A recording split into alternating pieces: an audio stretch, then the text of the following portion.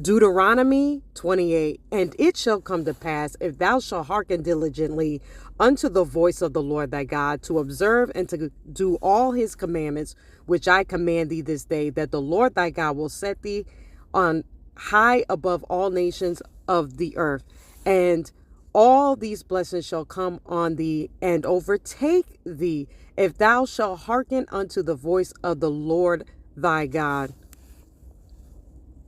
Now let's go to 15. But it shall come to pass, if thou wilt not hearken unto the voice of the Lord thy God, to observe to do all his commandments and his statutes, which I command thee this day, that all these curses shall come upon thee and overtake thee. The Most High had instructed the nation of Yasharel to follow his commandments and to obey his voice. Okay, they had specific instructions. Now in BC times, or before Christ, they were the only nation, okay, that served one Elohim, or one God. All right, all the other nations in the earth at the time were serving multiple gods. Let's talk about Egypt. So Egypt, for an example, they have many different gods. They have a god for wine, and they have a god for fertility. All right, that's just some of the gods that they serve. So again, Israel was unique, okay, because they only served one Elohim. Okay, so I'm gonna play on the YouVersion Bible app the full chapter of Deuteronomy 28, and I specifically want you to listen to the curses, because the curses tell you who is who. In other words, who are the true descendants of Yasharel. I have to say this: fair use, fair use. This is for educational purposes. Chapter 28. Blessings for obedience. If you fully obey the Lord your God and carefully keep all his commands that I am giving you today, the Lord your God will set you high above all the nations of the world. You will experience all these blessings if you obey the Lord your God. Your towns and your fields will be blessed. Your children and your crops will be blessed. The offspring of your herds and flocks will be blessed. Your fruit baskets and breadboards will be blessed. Wherever you go and whatever you do, you will be blessed. The Lord will conquer your enemies when they attack you. They will attack you from one direction, but they will scatter from you in seven.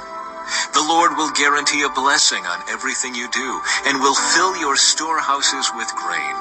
The Lord your God will bless you in the land he is giving you. If you obey the commands of the Lord your God and walk in his ways, the Lord will establish you as his holy people, as he swore he would do. Then all the nations of the world will see that you are a people claimed by the Lord, and they will stand in awe of you. The Lord will give you prosperity in the land he swore to your ancestors to give you, blessing you with many children, numerous livestock, and abundant crops. The Lord will send rain at the proper time from his rich treasury in the heavens, and will bless all the work you do. You will lend to many nations, but you will never need to borrow from them. If you listen to these commands of the Lord your God that I am giving you today, and if you carefully obey them, the Lord will make you the head and not the tail, and you will always be on top and never at the bottom. You must not turn away from any of the commands I am giving you today, nor follow after other gods and worship them. Curses for disobedience. But if you refuse to listen to the Lord your God and do not obey all the commands and decrees I am giving you today, all these curses will come and overwhelm you. Your towns and your fields will be cursed. Your fruit baskets and breadboards will be cursed. Your children and your crops will be cursed. The offspring of your herds and flocks will be cursed. Wherever you go and whatever you do, you will be cursed. The Lord himself will send on you curses, confusion, and frustration in everything you do, until at last you are completely destroyed for doing evil and abandoning me. The Lord will afflict you with diseases until none of you are left in the land you are about to enter and occupy. The Lord will strike you with wasting diseases, fever and inflammation, with scorching heat and drought, and with blight and mildew. These disasters will pursue you until you die. The skies above will be as unyielding as bronze, and the earth beneath will be as hard as iron. The Lord will change the rain that falls on your land into powder, and dust will pour down from the sky until you are destroyed. The Lord will cause you to be defeated by your enemies. You will attack your enemies from one direction, but you will scatter from them in 7. You will be an object of horror to all the kingdoms of the earth. Your corpses will be food for all the scavenging birds and wild animals, and no one will be there to chase them away. The Lord will afflict you with the boils of Egypt, and with tumors, scurvy, and the itch, from which you cannot be cured. The Lord will strike you with madness, blindness, and panic. You will grope around in broad daylight, like a blind person groping in the darkness, but you will not find your way. You will be oppressed and robbed continually, and no one will come to save you. You will be engaged to a woman, but another man will sleep with her. You will build a house, but someone else will live in it. You will plant a vineyard, but you will never enjoy its fruit. Your ox will be butchered before your eyes, but you will not eat a single bite of the meat. Your donkey will be taken from you, never to be returned. Your sheep and goats will be given to your enemies, and no one will be there to help you. You will watch as your sons and daughters are taken away slaves. Your heart will break for them, but you won't be able to help them. A foreign nation you have never heard about will eat the crops you worked so hard to grow. You will suffer under constant oppression and harsh treatment. You will go mad because of all the tragedy you see around you. The Lord will cover your knees and legs with incurable boils. In fact, you will be covered from head to foot. The Lord will exile you and your king to a nation unknown to you and your ancestors. There in exile you will worship gods of wood and stone. You will become an object of horror, ridicule, and mockery among all the nations to which the Lord sends you. You will plant much, but harvest little, for locusts will eat your crops. You will plant vineyards and care for them, but you will not drink the wine or eat the grapes, for worms will destroy the vines. You will grow olive trees throughout your land, but you will never use the olive oil, for the fruit will drop before it ripens. You will have sons and daughters, but you will lose them, for they will be led away into captivity. Swarms of insects will destroy your trees and crops. The foreigners living among you will become stronger and stronger, while you become weaker and weaker. They will lend money to you, but you will not lend to them. They will be the head, and you will be the tail. If you refuse to listen to the Lord your God and to obey the commands and decrees he has given you, all these curses will pursue and overtake you until you are destroyed. These horrors will serve as a sign and warning among you and your descendants forever. If you do not serve the Lord your God with joy and enthusiasm for the abundant benefits you have received, you will serve your enemies whom the Lord will send against you. You will be left hungry, thirsty, naked, and lacking in everything. The Lord will put an iron yoke on your neck, oppressing you harshly until he has destroyed you. The Lord will bring a distant nation against you from the end of the earth, and it will swoop down on you like a vulture. It is a nation whose language you do not understand, a fierce and heartless nation that shows no respect for the old and no pity for the young. Its armies will devour your livestock and crops, and you will be destroyed.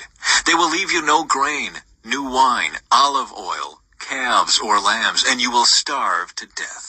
They will attack your cities until all the fortified walls in your land, the walls you trusted to protect you, are knocked down. They will attack all the towns in the land the Lord your God has given you. The siege and terrible distress of the enemy's attack will be so severe that you will eat the flesh of your own sons and daughters, whom the Lord your God has given you. The most tender-hearted man among you will have no compassion for his own brother, his beloved wife, and his surviving children.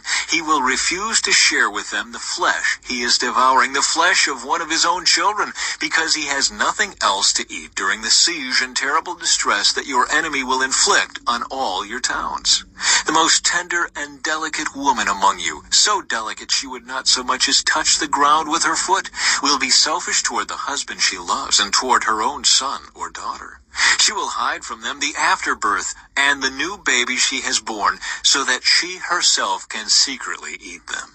She will have nothing else to eat during the siege and terrible distress that your enemy will inflict on all your towns. If you refuse to obey all the words of instruction that are written in this book, and if you do not fear the glorious and awesome name of the Lord your God, then the Lord will overwhelm you and your children with indescribable plagues. These plagues will be intense and without relief, making you miserable and unbearably sick. He will afflict you with all the diseases of Egypt that you feared so much, and you will have no relief. The Lord will afflict you with every sickness and plague there is, even those not mentioned in this book of instruction, until you are destroyed. Though you become as numerous as the stars in the sky, few of you will be left because you would not listen to the Lord your God. Just as the Lord has found great pleasure in causing you to prosper and multiply, the Lord will find pleasure in destroying you. You will be torn from the land you are about to enter and occupy, for the Lord will scatter you among all the nations from one end of the earth to the other. There you will worship foreign gods that neither you nor your ancestors have known, gods made of wood and stone. There among those nations you will find no peace or place to rest, and the Lord will cause your heart to tremble, your eyesight to fail, and your soul to despair. Your life will constantly hang in the balance. You will live night and day in fear, unsure if you will survive. In the morning you will say, if only it were night. And in the evening you will say, if only it were morning. For you will be terrified by the awful horrors you see around you. Then the Lord will send you back to Egypt in ships, to a destination I promised you would never see again. There you will offer to sell yourselves to your enemies as slaves, but no one will buy you. All right, in Deuteronomy chapter 28, let's go all the way down to 68. And the Lord shall bring thee into Egypt again with ships. By the way wherefore I spake unto thee, thou shalt see it no more again. And there ye shall be sold unto your enemies for bondmen and bondwomen, and no man shall buy you. This is talking about the transatlantic slave trade. I strongly believe this, but you do your own due diligence. Don't just take my word for it. If you are listening to this and you don't know Yahushua as your Savior, click the link in the description box. I tell you how to get saved. Have a good day.